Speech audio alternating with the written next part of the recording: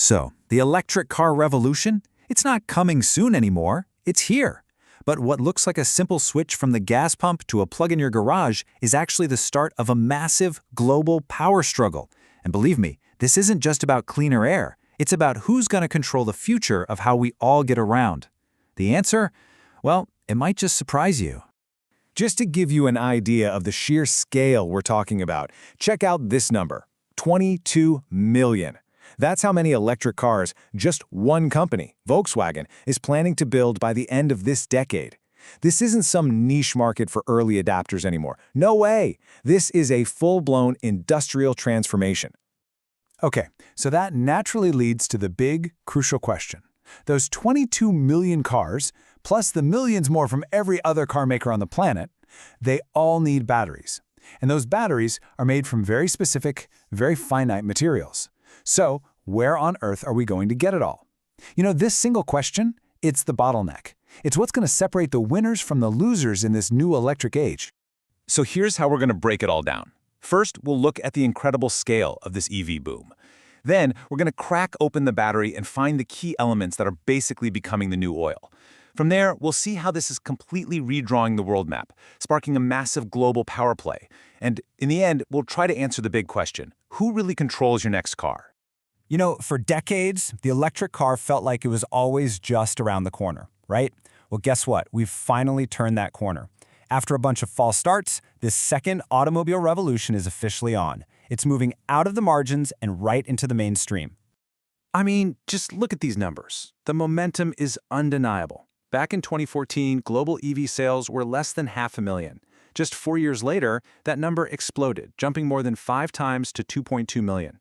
But look at the forecast for 2030. 28 million electric cars in a single year. We're not talking about a gentle slope here. This is an absolute explosion in demand. All right, so let's zoom in on the one component that makes all of this possible: the battery. It's easily the most important and honestly, the most contested part of any electric car. And if you really want to understand the challenge here, you just have to follow the money. Just a few years ago, the battery pack all by itself made up 40% of the total cost of an electric car. Think about that. It was the single biggest reason why EVs weren't affordable for, well, most of us. Now, it's true. Innovation and just making more of them is bringing down the price of batteries. But a whole new problem, maybe even a bigger one, is starting to emerge. The issue is shifting away from how to build the batteries cheaply, and it's becoming all about whether we can even get the raw materials to build them in the first place. So what are we talking about here? What are these indispensable ingredients that are basically becoming the new oil of the 21st century? Well, here they are. To make these powerful lithium-ion batteries that every EV needs, you need this very specific cocktail of elements. Lithium, of course, that's the famous one, but also cobalt, nickel, manganese, and graphite. And each one of these has its own serious supply chain challenge. So when researchers started projecting how much of these metals we'd need for this EV boom, they found some, well, pretty alarming numbers. This table shows how long our known reserves, and that's the stuff we can economically mine right now, would last. And for some of these, the clock is ticking way faster than you'd think. Let's start with cobalt. Based on what we think we'll need by 2030, our known global reserves could be totally gone in just 22 years. Wow. And nickel? It's not much better. We're looking at just 28 years. I mean, stop and think about that. We are literally building an entire global industry on materials that could run out while many of us are still working. Okay, so the obvious question is, what about recycling? Can't we just reuse this stuff? Well, not so fast. Here's the catch. A battery lasts for about 8 years, right? So the millions of batteries being sold today won't even be ready for recycling until the 2030s. And right now, the infrastructure for recycling just isn't there. For example, in the entire European Union, less than 1% of these batteries actually get recycled. So all this scarcity is creating a brand new geopolitical map. But to really get it, you have to look beyond just the mines. The real power isn't about digging stuff out of the ground. It's about what happens next, the refining. That's the key. I mean, if you only look at where this stuff is mined, the map seems pretty spread out, right?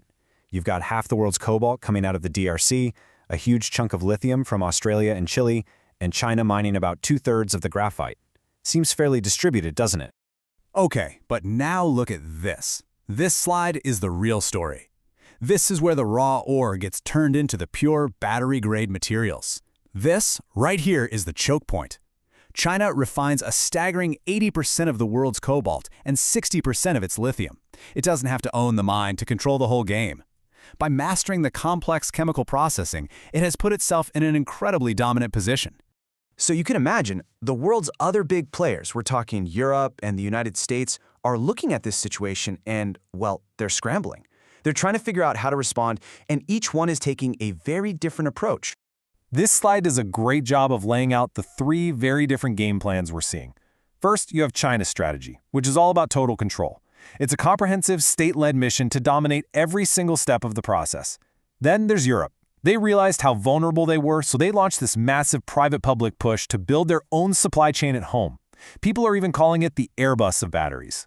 And the US? Well, their approach has been a bit different. They've mostly framed it as a national security issue, focusing on making sure they have access to minerals for defense and tech, but without the same kind of huge industrial policy you see elsewhere. Okay, so let's bring this all home. What does this massive global chess match mean for the actual car you might be driving in a few years? I think this quote from a top executive at Toyota just says it all. Look, the fight for the future of cars, it's not really about horsepower or sleek designs anymore. It's about batteries. He who controls the battery, the materials, the chemistry, the manufacturing, controls everything. That is the ultimate prize. So, in the end, while most of us have been thinking about things like charging speed and how far we can go on a charge, this hidden battle has been raging behind the scenes over the very elements that make it all possible.